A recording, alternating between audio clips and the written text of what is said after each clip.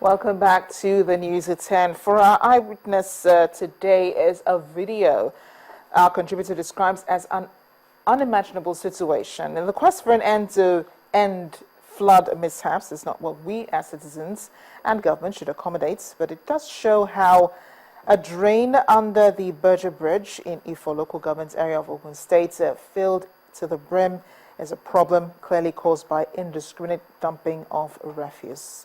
You can see the part of my description right now, the disgusting pictures on air. Our eyewitness reporter wonders how this has been left unattended to for years by the authorities, as this location is reported to have claimed lives in the past, especially when it rains and there are floods along this area. Hopefully authorities will see this and see it as a call to duty to have the drainage cleared before the situation becomes much worse.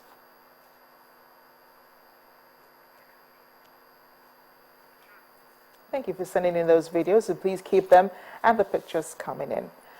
For a book to have sold over 10 million copies and translated into over 50 languages, that work has the right to be declared a success. That's a case of Things Fall Apart, the epic 1958 novel by the late Chinua Achebe, one of Africa's greatest literary minds. 3 artists have, however, gone beyond reading the book to creating their own imagery of the masterpiece. Our review tonight looks at the translation of words to art.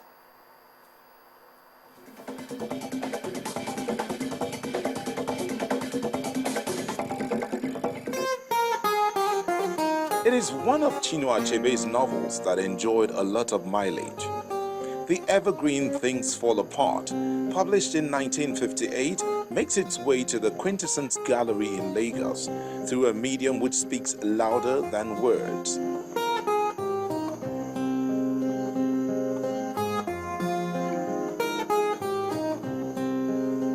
We wanted to explore the connection between the written word and the image. So that is essentially the fundamental reason we went into this, to explore the connection and the convergence between the written word and the verbal and visual metaphor. If not Things Fall Apart, what of the novel? If you consider how big the novel is, how internationally acclaimed it is, and if you also consider that the author has roots in Nsukka too, then I guess that should answer your question. The book breathes life through these images, which derive their titles from phrases taken from each chapter, which are carefully chosen to capture the heart of Things Fall Apart. Like when Okonkwo personally accompanies the men to kill Ikemefuna, who called him father, or the wrestling scene where spectators gather to watch Okonkwo beat Amalinze the cart, who used to pride himself as a man whose back never touched the ground. But Okonkwo changed that. The only thing he was not able to change was education and religion. No matter how hard he tried, there were converts everywhere. He refused to join them and decided to take his own life rather than let the foreigners do the honors. Things Fall Apart has continued to grow from strength to strength. It's one of those mediums and interpretations that can only come from inspiration from the Almighty God above. Because since 1958, the book has gotten all over the world, interpreted and translated in all the major languages around the world. The depictions are fantastic. The way I see it is that for generations to come, Things Fall Apart will be a defining and inspirational work to people all over the world. In the heart of Things Fall Apart is an exhibition by 3 artists, Chu Ikwemesi, George Odo, and Henry Mujunga.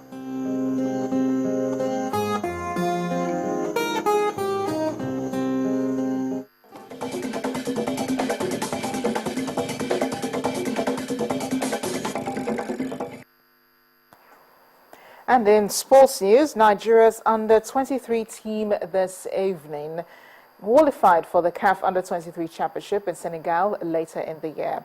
The Dream Team 6 will be joining 8 other national teams at the championship after holding Congo-Brazzaville to a goalless draw In Pt.4, Samson Siase's Wards won the first leg 2-1, and the aggregate victory means Nigeria can continue its quest for a 7th appearance at the men's football tournament of the Olympics.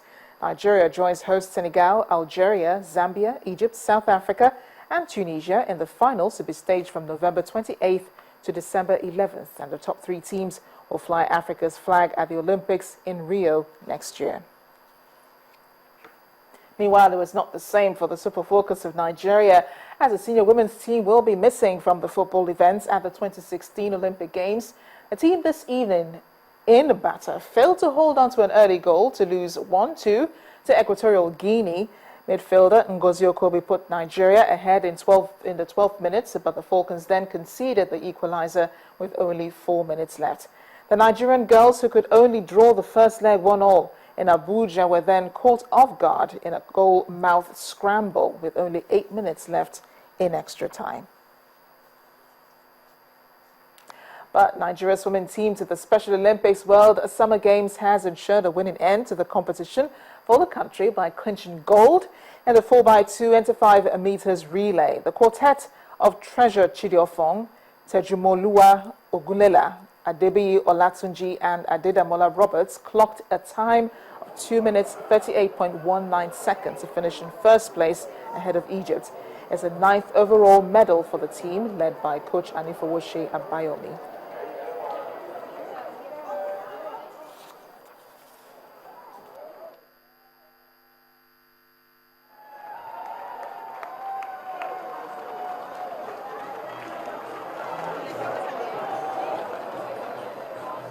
I'm very happy.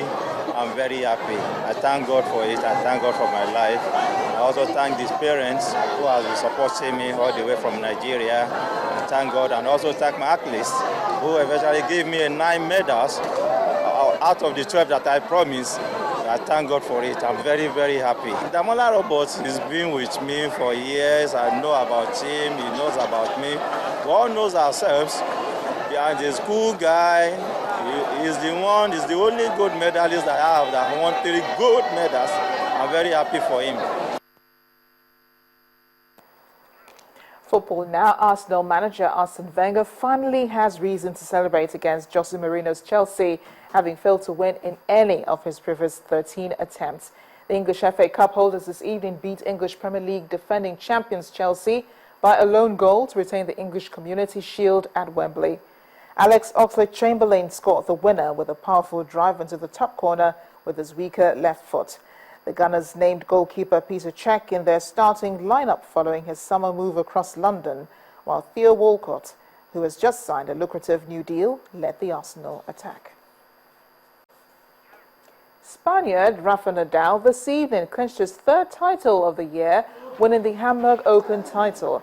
Nadal turned the tables on Italian Fabio Fognini to win his 67th career title, triumphing 7-5, 7-5 on the red clay. Fognini had already beaten the 29-year-old Spaniard twice this year, but was unable to record an astonishing hat-trick against a 14-time Grand Slam champion who was dropped to 10th position in the ATP rankings. Nadal's other title came in Stuttgart and Buenos Aires.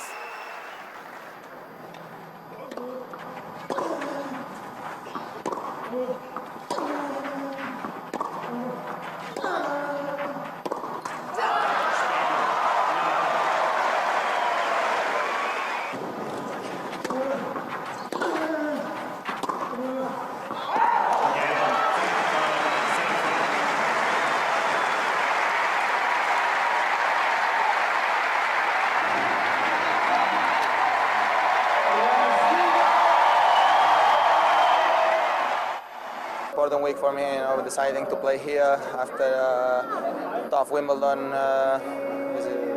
was a big goal. Come here and play good tennis and have a good result. Und wir applaudieren, meine Damen und Herren, den Sieger!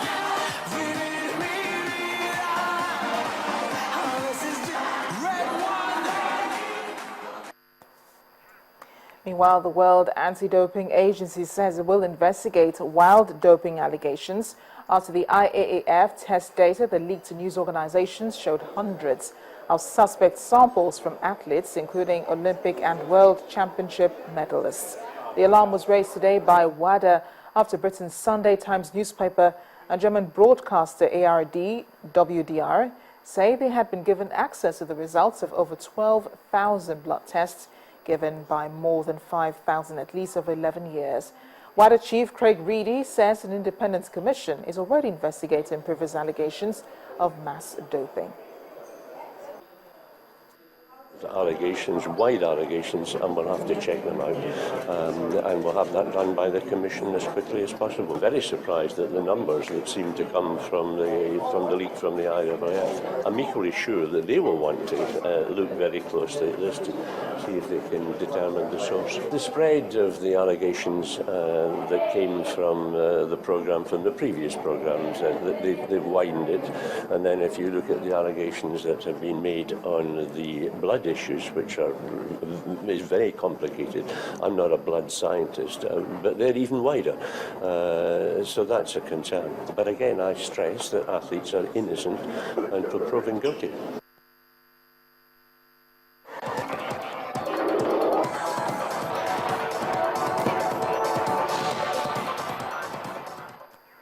Just before we go, 40 persons living with HIV/AIDS in Nasarawa State have cause to celebrate as the state government announced a 100,000 naira donation to each of the infected persons at a ceremony to mark the end of an empowerment program organized by the Office of the Nasarawa State First Lady. The state government also offered automatic employment to 10 of the HIV/AIDS infected persons. The state governor, Tanko Almakura, advised the graduates to live positively and appealed to Nigerians to show more support for people living with HIV/AIDS. Leading by example, Governor Tanko Almakura celebrates with graduates of the state empowerment program by shaking hands with 40 persons living with HIV/AIDS in Lafia, the Nasarawa state capital. Satisfied with the training given to the persons living with HIV/AIDS, the governor makes some life-changing pronouncements. 10 of you, which is 25% of the number, who have the basic qualification for participating in our state public service will come over through the Excellency so that you have an immediate interview with the head of service of the state for immediate employment. A beneficiary speaks on the pronouncements and love showed by the state government. It's very nice to us. They encourage us to acquire the more knowledge. When we graduate from here, we are going to achieve our aims. In order to going and begging for others, through this acquisition we can upgrade it to benefit ourselves, to save our lives. Any problem, we cannot stigmatize our parts. So thanks to His Excellency, the governor of the state, who organized this NGO to assist us with HIV. The occasion featured presentation of certificates of attendance and distribution of empowerment tools to enable the beneficiaries start their own businesses. And the main news again. The president has beamed his searchlight on the civil service and reiterated his commitment to tackling corruption. Also, the Delta State government has dismissed reports of a cholera outbreak in some parts of the state. Ogiri community in Anambra State has been facing its battle with nature as floods ravage the village. That's News at 10 tonight. Thank you for watching. I am Amarachi Ubani. For those of our viewers watching on the DSTV and international platforms, let's take you back now to Abuja for the reception in honor of Rotimi Amechi's 16 years as a public administrator. It's happening at the International Conference Center. Please stay with us.